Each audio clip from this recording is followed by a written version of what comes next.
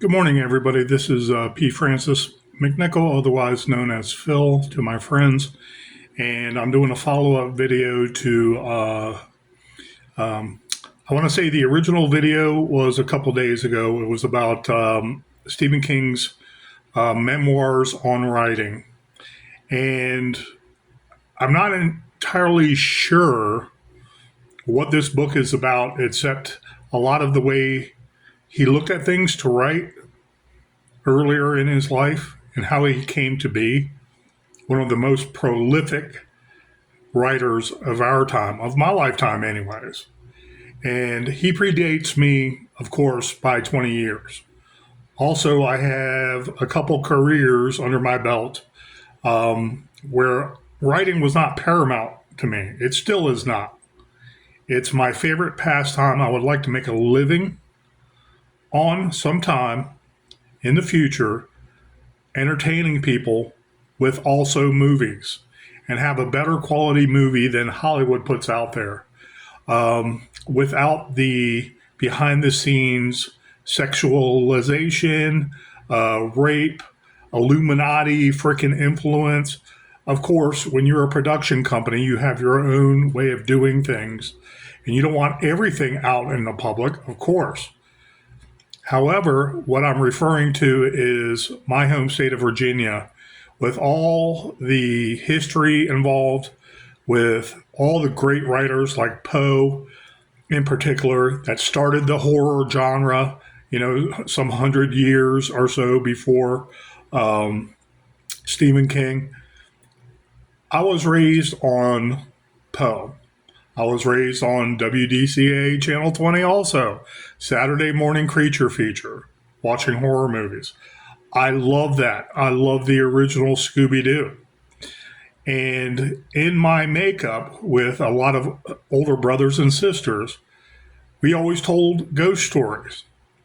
I want to bring a lot of that and that same mysticism, that same mystery, that same nostalgia, that same looking back to Virginia and have great classic horror movies that are going to stand the test of time, are going to be different ways to look at things.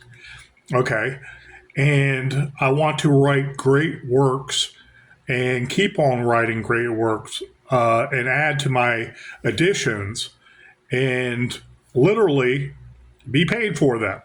Okay. But my point is, it is for entertainment. Okay. Because I remember how it was when I was a child. And I say some of these things because I spoke about them before. But I also know that Mr. King is reliving his livelihood, his childhood. And he writes from a perspective of how he gets into writing on the initial thoughts of this book. Stephen King, remember, he has to have that big name there, so you're automatically drawn to this, not to the content. The content sucks. I'll just say that and get it out of the way. Because it's not on writing yet, and the do's and don'ts like I was led to believe for the last 10 years or so. I remember he came out with a similar book helping authors, and it was well past, I want to say, the start of the MySpace days. Okay. And I was already writing stuff on MySpace, helping other authors about writing good on here. And I don't mean individually critiquing someone. I mean a whole list of why commas were important. Okay. It's actually in the Disappeared compilation. There's a whole section in there about the uses of the commas in an artistic manner. Okay. So on and so forth. And I studied all the punctuation, and I'll get to that in a second, including hyphens. Okay. I went back and looked at hyphens because I knew there was a difference with a short hyphen and an M hyphen. Okay. And in this book, there are a lot of M hyphens that separate the individual thought within a sentence. Okay. So it's like a break at the beginning of the sentence, introduction of the sentence, and adding to that sentence was a different way of describing that subject matter and topic and then you have an M hyphen at the end and continue to the completion of that full compound sentence. I believe technically it's called, in collegiate circles, okay, it's called a compound sentence at that point when you're using M hyphens. The M hyphens are long and they're connecting words. I've seen them before where they're there, a little space, and then that additional thought that's bookended within that sentence, that additional information, and then a little break, and then the M hyphen starts to, and is connected to the end of the sentence. So you see it on its own information being given to complete that sentence. Okay, it's like an afterthought and an addition. Okay, instead of saying and all the time. And researching the M hyphen before, it's basically saying it could be used in place of a colon or a semicolon. So I'm back to square one with my original thought and thesis and hypothesis is that you can use commas, okay, without using commas all over your work to the point of redundancy, okay, but you can use commas and pretty much still have a nice flowing book without the semicolons, without the hyphens, without the M hyphens, without the semicolons, okay? Because sometimes what happens is you have the semicolons, okay, to finish the rest of the thought. It's basically a sentence that stands on its own, but it reinforces the overall topic, if not subject to that sentence, okay? So I have a good idea what I'm looking at, and I apologize for saying apostrophes before. There is a place for hyphen. There is a place, hyphens are usually used to separate words or at the end of a line, okay, where the word is going to be broken down in two and continued on the next line below it, okay? Fine. I'm a straight writer, so I write. I'll let the computer do it, okay? If they group the words together starting at the next line, I have no problem with that. An editor might say, no, let's do this with the regular hyphen, separate the word by the consonants and syllables or consonants, and you'll be okay. It's like, okay, I am writing and I want the words complete, or I want it to look as nice as possible without a lot of dash. Okay, the dashes, we call them, a lot of hyphens and a lot of ambiguity that might cut down its flow. If you're an artistic author, you know exactly what I'm referring to. Stephen King is a brilliant author for so many reasons. Okay, I'm referring to this book not being good. Okay, it's very confusing. It's not confusing because he's talking about his childhood and how he started writing more and more. Okay, but it's not helping anybody. It's self-aggrandizing. It's self-deprecating at times, but the whole premise of the first 40 plus pages is about him. And I expected more from Stephen King. Okay, I really did. His alliteration is normal. It's not anything grandiose. It's not anything spectacular. Okay, so I want to give him the benefit of the doubt, not finishing this. But part of this video is to explain my reasoning for putting this on the shelf and not even caring about reading this, but when I have nothing else to do. Because I'm taking a revival. I held back on doing a lot of artistic work. Okay. And it's because I want to do a revival and I want to do like a recharge. Okay. I have by no means any kind of depression or writer's block or second thoughts. What I wanted to do while I'm promoting Trill of the Red Robin and seeing if anybody wants to purchase that, and again, bring great movies to Virginia, not only horror, but I mean fascinating movies that really touch the heart. I want Virginia to be like California without the liberals.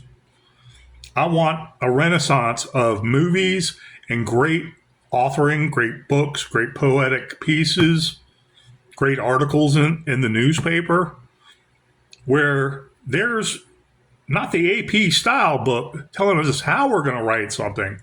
There is the common sense, everyday English with the words that evoke so much emotion, so much pictures, so many pictures, a whole panorama of a scene, okay? And the readers and everything we do, the readers can be there beside us, okay? You say, oh, well, that's lofty. That's what a lot of authors want to do. Really? Here's my example. This is not bringing every author in it. This is so far a self-aggrandizing diatribe. Okay. I'm reading this and I know trash when I see it. Okay. This is trash. I give credit where credit's due. Okay. Them M hyphens are not needed. Those commas are, however, needed when the preposition starts a sentence and then goes into actuality, describing whatever it was. Okay. And you're sitting there like stopping. Wait, did I get that right? There wasn't a preposition comma. I want to say a comma that sets up the rest of the sentence. Okay. Like I was trained, like I was raised, educated. Okay. And it could still be flowing because I'm not using all these M hyphens to connect words, which are actually connecting the whole statement, but it's connecting words more. You know, individual two words connected where you don't know if it starts out as another, I want to say, sub segment of thought that helps reinforce that one sentence. I hope I make sense to some people out there because I'm by no means an expert. However, I know how to write artistically. And dare I say, I want an aptitude test right now in college to tell me where I stand on my English literature education, not history, writing it. Seriously.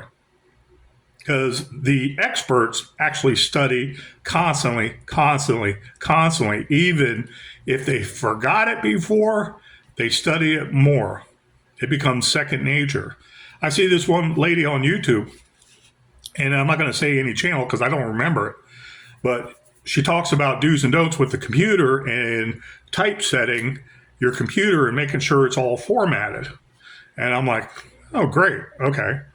And then I saw her on a commercial and she was promoting editing and not ghostwriting, but basically publishing the book, okay, for new writers. So she's part of a company. And I'm thinking to myself, don't get in an argument with her because verbally she will beat me up. I will say the wrong word, and she got me because it was not exactly what I was trying to say was correct, but I used the wrong word in the terminology in the English lexicon of English literature, punctuation, grammar, you name it, everything having to do with how we convey messages by the word, by the digit, by the letter, by the sentence, okay, the word, the sentence, the paragraph, the page. And so I'm like looking at this book, there's still no need for all these numbers here. Okay? They're not the chapters, is what I'm saying. I'm like, I was going to say, going through here, what is there going to be, 3,000 little chapters like James Patterson? So I'm still trying to figure out what chapter I'm on. I don't think I passed chapter 1 yet. Okay, with all these numbers around. 16, 17. Page 40, 41. Is it needed? Is it confusing? It confused me. And I can read. And I don't have the taste for this because of already seeing the bad writing. Now, like another story I spoke of, the heavyset editor in the Oxford Times or whatever it is, Granville County, North Carolina, the little city of Oxford, okay, right across the border from Virginia. He was disgusted because he didn't want to read something that was horror or vanity from someone that has talent. I mean, real talent, smooth talent, only using commas pretty much. Okay. And still, it doesn't look like it's overdone or too simple. And I want to give Stephen King his due because of his previous books. So the little quagmire I'm in, the little, I don't know what you want to call it because I don't feel bad about it. This sucks. This is horrible. So it kind of lends credence to his socialist philosophies. And he makes some ignorant remark in here about Einstein when he's a little kid. His benignity, not banality, his benignity. Okay. It's like, war hero Ike wasn't perfect. I know that, but he did have a pretty good presidency. He's one of those persons like, I'll give you, for example, the Hollywood elites. Okay, Donald Sutherland. I was raised on Donald Sutherland. He was in a couple great movies I love, MASH. What was the other one? Invasion of the Body Snatchers. Okay, Kiefer Sutherland is his son. And every movie he was in, he always says something sarcastic and mean-spirited to Republicans or something conservative. The same people that don't want war, but he was in MASH, stuck with blood all around him. But he makes an insinuation, something about Republicans. Oh, give them more stitches. While he's sitting there working on a conservative colonel or something like that, or, someone who believed in America that happened to be under and he was doing the surgery. Oh, is he Republican? Give him more stitches. Something to that effect. Okay. That kind of mentality are the same people that vote for people to oppress you so you can write less. You can be attacked for your writing. And they promote, I want to say, like junkyard dog mentality with a whole pack of dogs. If you have a better, prettier dog that's just walking down the street, minding their own business, writing some good stuff, okay, they will vote for socialist policies, and those policies erode your freedom of speech, your writing. Can you? Maybe you can. But can you write a letter to the editor and send it to the Washington Post and it be published every time you want? As a conservative, praising Donald Trump for running out the illegals. I mean, illegal murderers that are murdering Americans. Can you do that? No. Okay, so his socialist philosophy is more fascism, isn't it? Donald Trump is not a fascist. The fascists are fascists that call everybody fascist. So they always get the smoke off them. Well, gatekeeper Stephen King, I said it before, he's pretty much a gatekeeper because he wants to believe he hangs with these elites that develop policy for us low people. Okay? Us regular run-of-the-mill Americans that want to write about COVID and all our friends that died? Stephen King, I'll send you my manuscript. Okay? You can edit it and then you send it to your publisher because you believe it's a good product. I'll give you more credit. But you can't alliterate for me. You can edit the thing. Send me a stat and we'll go back and forth. I know I'm not perfect is my point. This is not perfection. Okay? I hope I finish this book by the end of the summer because my original intention was buying a lot of new dictionaries with some updated words, some subtracted words. I wanted to go over We Being Poets, Tools of the Trade. And I'm serious. You can study this, save money, and perhaps take an aptitude test in a few years to see what you have to finish up in English to get your bachelor's degree. Seriously. So I'm going to put this down. I already made my point, what I had to say. I understand this kid stuff when he's talking about growing up and writing. Okay, it's not do's and don'ts yet. I thought there was going to be some better alliteration about writing perfection. It's not here. It's definitely not here. Anyways, that being said, when I came back from the grave the first time post police officer, and my sister, that's 3 years older than me, closest one to me, she's the youngest of twins. She said, Phil, all the fun we had as kids and all the ghost stories we had, why don't you write a ghost story? So I wrote Below the Precipice. However, I was not going in it cold. Stuff I wrote up to then, starting the premise, I even went back and made some corrections and made it more flowing because I was serious about writing professionally for artistic purposes. When I say Webster's 1966 dictionary, okay, I know I saved the spine and I taped that all over and I started, says Jonathan, that was originally my pseudonym, Jonathan Allen's Big Book, Enter at Own Risk. You know why I wrote that? Because it's knowledge. This 1966 dictionary, the one I told you about with derogatory words in it, okay, I'm not going to say them now, but some of them have to do with ninny in a racialized term. Okay. They were derogatory, vulgar, blah, blah, blah.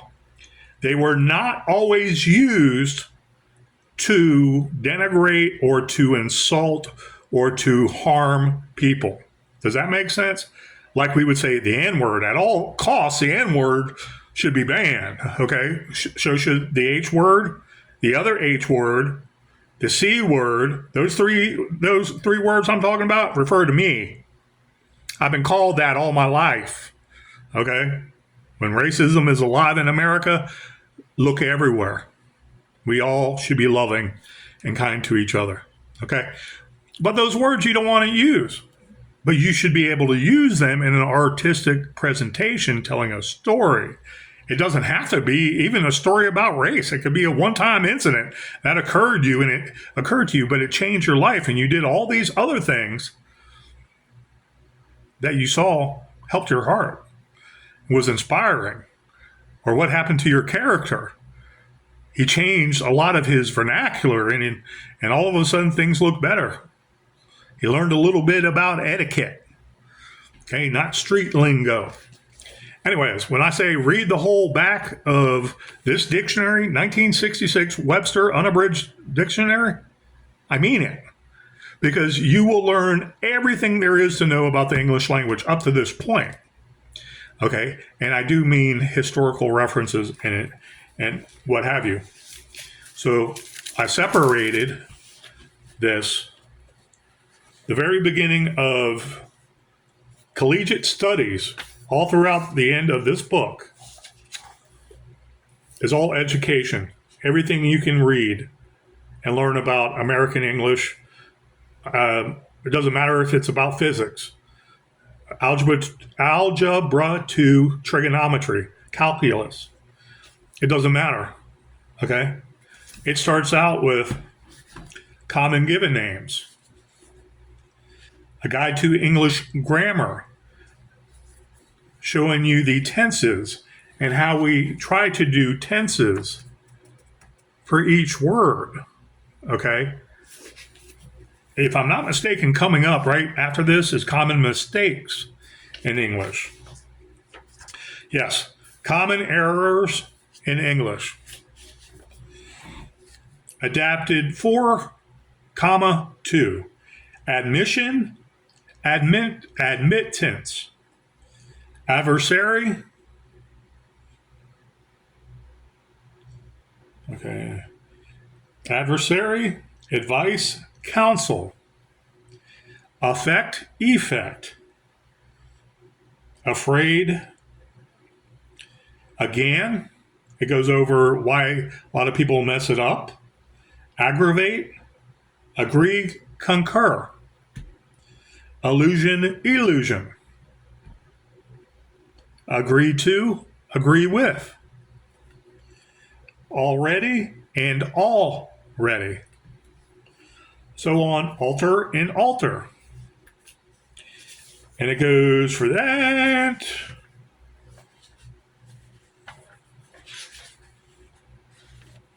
It goes from that basically 23 pages. Okay. My friends, my fellow Americans, if you came from another country and you speak English fairly well, this book would help you so greatly understand authoring across the board, American style, if you want to call it. Okay. But we all make these mistakes. Okay. It goes all the way up to Z with these common misconceptions and mistakes we make. Then synonyms, antonyms in this book. It has the abbreviations up to this point and what those, oh, look at this. This is the part I kid you not, studied Latin for one whole year every day. I loved it. Every day I was reading something. Remember I said that, A to Z in Catholic terms in Latin? They have a Latin section in here. What are these words? Metaphoricals. These are, okay, those are still synonyms and antonyms. Okay, I'm trying to look for the Latin. Here it is. Coram non judice, or judici. Dictionary of foreign words and phrases. Right here, starts here on this page. Okay. Common foreign phrases that someone might say, and it's like if you understand it, you're like, oh, okay, I speak English, but I understand what you're saying. It's a way to bridge the gap of communication. Okay. There wasn't many pages of this, but it's a lot if you look at it. It goes to V and Z also. Nemini. God, some of these words, it's like, Palmamki, Medut. They say it so quick, too. People that are fluent in Latin, there are people fluent in Latin, especially having to do with the Vatican. Anyways, tabula rasa, it's like, I know all these.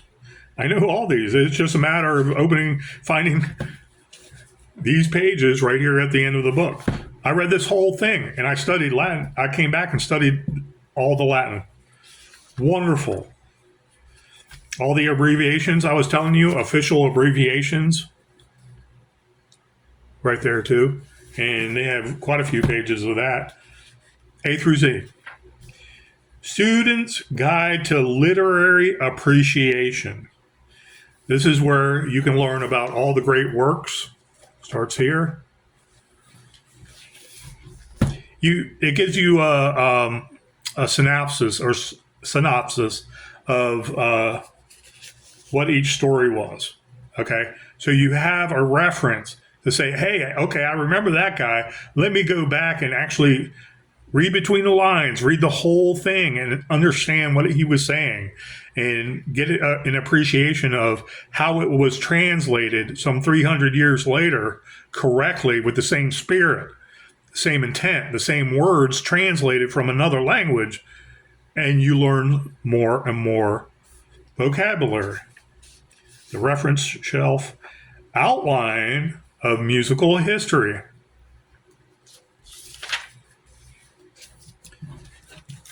Starts there, right here. How long does that go for? I'm just going to follow the ones with the years. That's about 6 pages, ending in 1959. Okay, from the 1600s, I believe. Let me double check. It has an introduction. So this is about music started in 1364. So if you were looking up a musical piece and you didn't know anything about music, the dictionary would help you. Dictionary of medical terms. Right here. Do most dictionaries have that nowadays? Or will the doctor say, you don't know what you're talking about, you can't apply that because you're not a doctor? The elitists would say that to you. Oh my God. I remember this was one of the longer ones. This helped me, my first novel, the Dictionary of Medical Terms. I remember because it was longer than I thought it would. And it got my mind into thinking about the body. If I'm going to do horror, and I've seen it a million times on the street, okay, someone bleeding out in front of me, how come I can't write about it and heal from it? Das deferens. Okay, so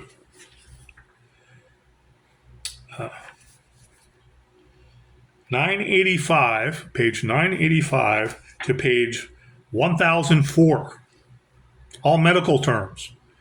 So if you wanted to write something really gory, or you wanted to write something about heart-wrenching cancer, you can look at this and have a good idea of the verbiage you're going to be using without being too verbose. You're going to be in the ballpark. You don't have to be that doctor to express something. And then we get into the separation of man and boy and woman and girl. Mathematics. Every mathematics is in here. In the 1966 Webster Dictionary. Okay. It goes over how to subtract, cross multiply, yada yada, complex fractions. Okay. Einstein would know this stuff. But if you practice from the very beginning and go step by step, you can learn mathematics. Some very, very complicated stuff. Okay. Trigonometry, geometry, trigonometry. Okay. Dictionary of zoological terms. Dictionary of biological terms. After calculus. And let me pass the zoological. Dictionary of business terms. Now, are you going to memorize all these? Probably not, but you might sink in a lot of it when you enjoy reading these. Do a page at a time if you have a problem with it. Okay? The highlighted, bold stuff, and then they write the description. Write them down in order, and then write the definition for each one, and then write a sentence, how it applies. Then you know how to use it.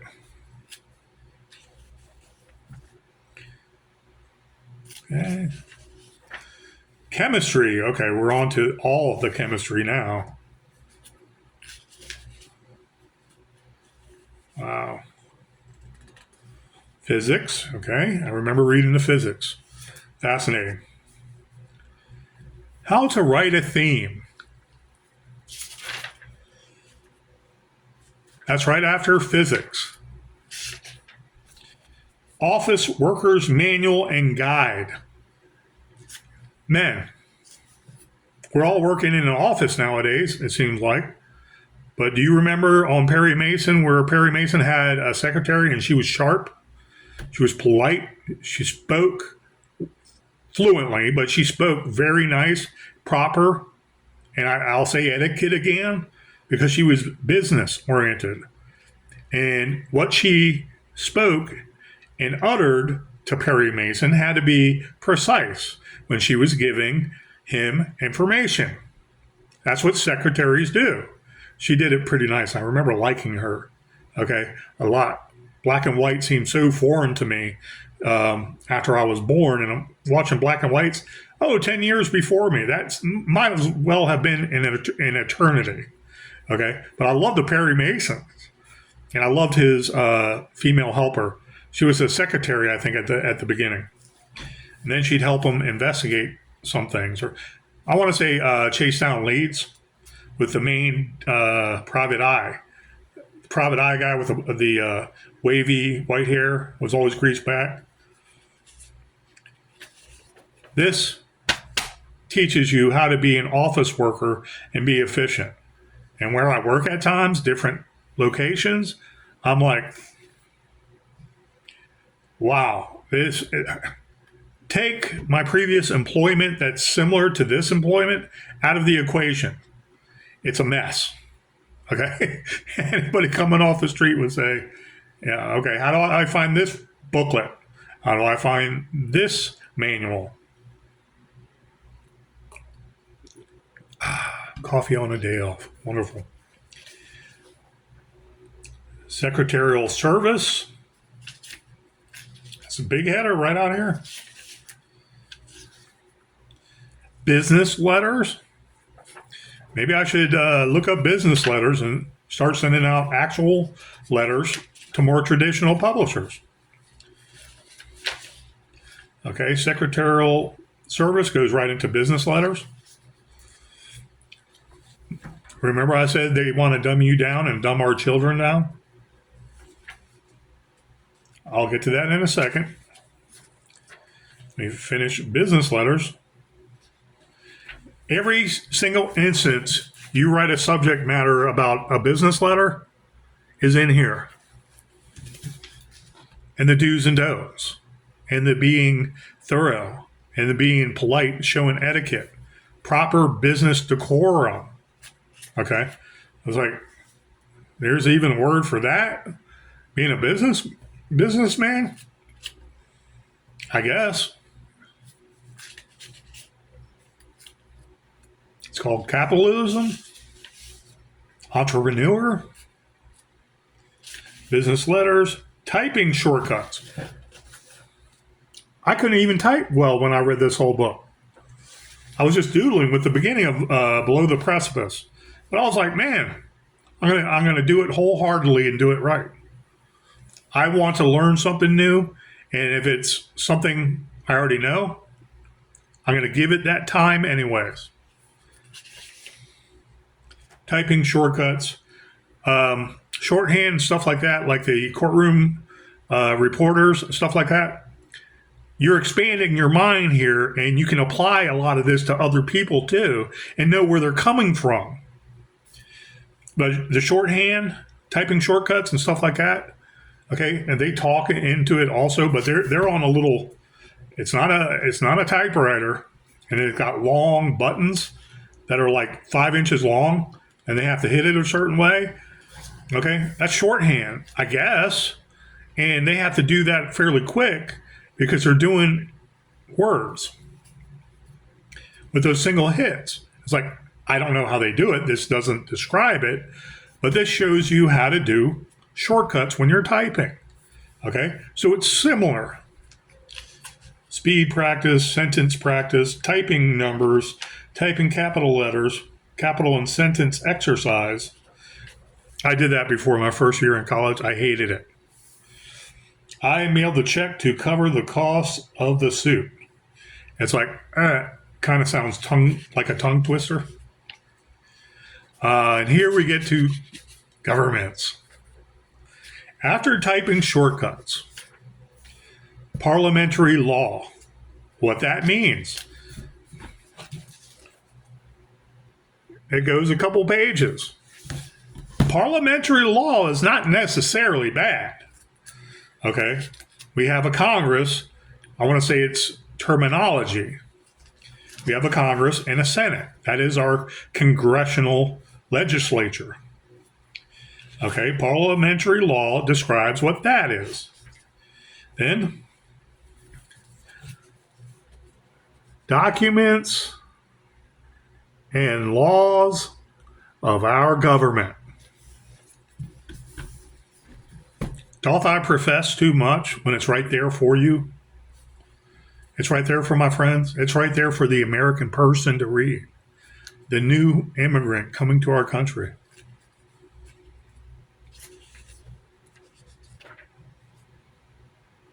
Postal information. That talks about weights, the beginning of weights and measurements. Wait, there's more. I say in jest. Postal information, copyright law of the United States. Bulk mailing, business reply mail. Chief legal for public holidays. This is all Americana. Constitution of the United States. All right here for you, ladies and gentlemen, to read. And understand that these weren't just a bunch of dumb guys that wanted to own slaves. The northern states banned slavery outright because they said, we're not going to do that. The saving grace was unifying the South with the eventual eradication of slavery. So they joined together with more power to ward off the king. Okay? Get rid of evil. Slave against evil and get rid of it. Okay? But you can only do one at a time most times. Constitution of the United States. It's not the Federalist Papers. They were the initial, I want to say, philosophies behind how we should do the Constitution. Predates the Constitution. Okay, goes through the articles 1, 2, 3, 4.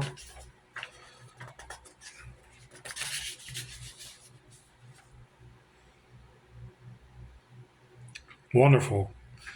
Amendments to the Constitution of the United States. Your Bill of Rights are here.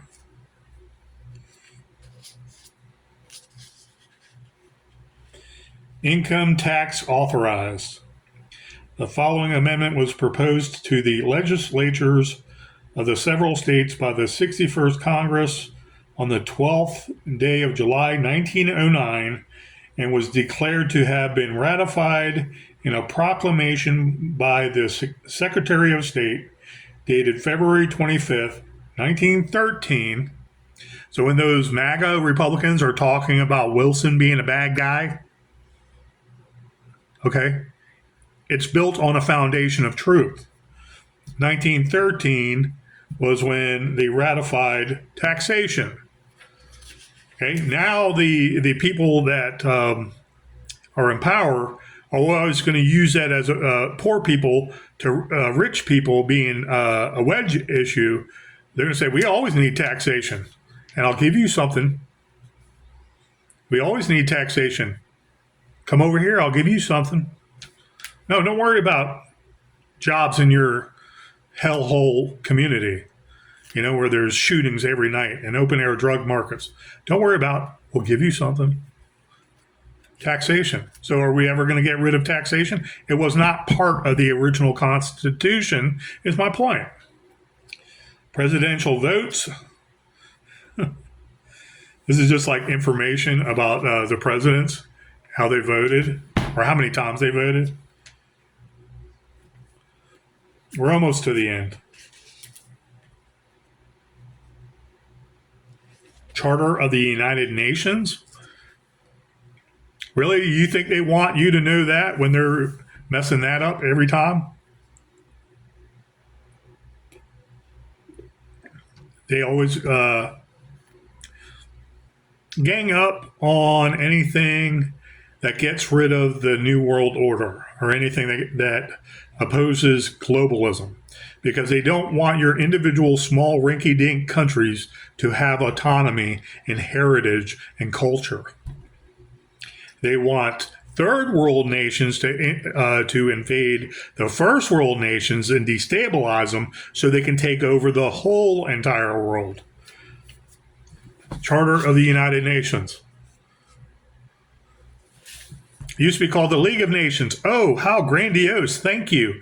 We don't want to be part of something corrupt. Thank you. We'll be the United States of America and lead the world because our Constitution is for everybody in our country by God to be fair to us. And we will defend that right to be free Christians. Charter of the United Nations. I'm not going to say toilet paper, but it might be a good read sometime. It's been a while since I read this. I want to say 2003.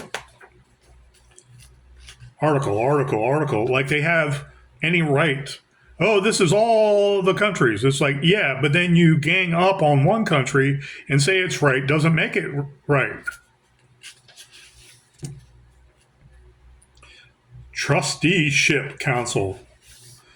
This is the globalists setting up one world government, communism, to kill 6 billion people, so they only rule over 500 million people. We're approaching 8 billion people now. They can't have that. They can't have freedom. Our planet can sustain 35 billion people. Don't be fooled.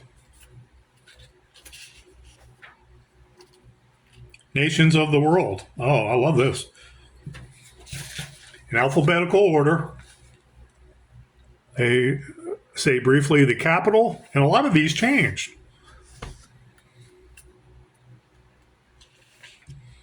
The continents, nations of the world. I know I'm getting to the end when I see all these principal cities of the United States and population. You know, and it looks like an old phone book without the phone numbers. Educational. So I can look back in 1966 and at least get a pulse of back then if I want to do a retro piece.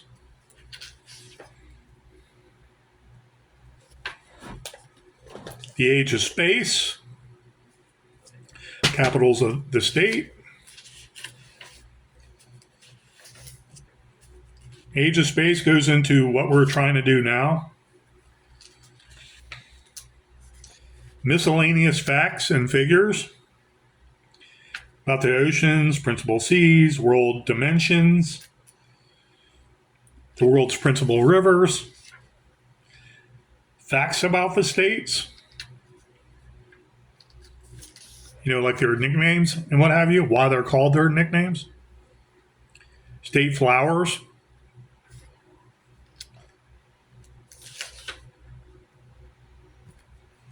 air distances between principal cities of the United States. That's interesting. I don't know if it's needed. Miscellany. Miscellany it's pretty neat. Showing the monikers. You're married a year. The monikers of marriage, I guess you'd call it. Wedding anniversaries. First is paper, second cotton, third leather, fourth silk, fifth wood, sixth iron, seventh copper, eighth bronze, ninth pottery, 10th tin, 11th steel, 12th fine linen, 13th lace, 14th ivory, 15th crystal, 20th china, 25th silver, 30th pearl, 40th ruby, 50th golden, 75th diamond.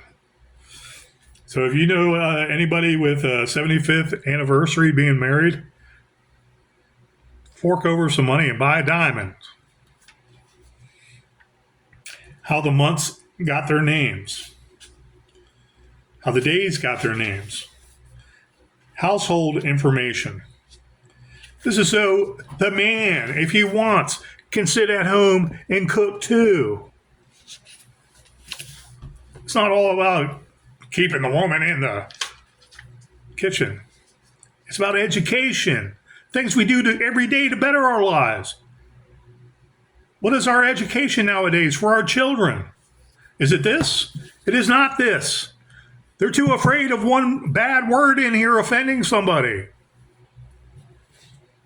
I want to say it's not even a bad word. It was used at times derogatorily, and it took on a bad connotation. But it wasn't the N word. It wasn't the C word. It wasn't the two H words. Anyway, best written book in the world is this. You can open up this book and everything in it you can understand. Starting from the top of the page to the end of the page, you can understand. They did this right. Best artists in the world, authors in the world wrote this. Why? I'll put this up against the Torah, the Holy Quran. But why? They're all great works. But why is this one? You can open up any page and start to the end of the book.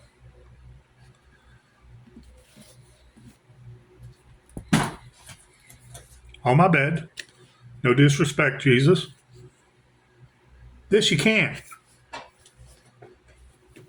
I have to start a page behind where I left off last time to make sure I'm reading the same thing. Elitists.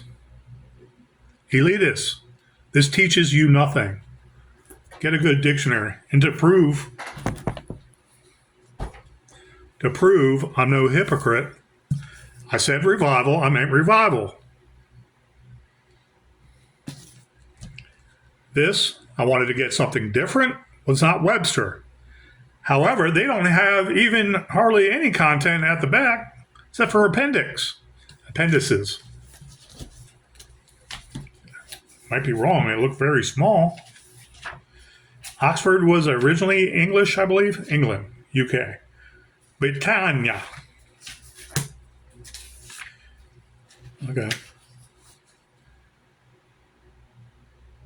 Have some abbreviations on there, but that's on the back 2 pages.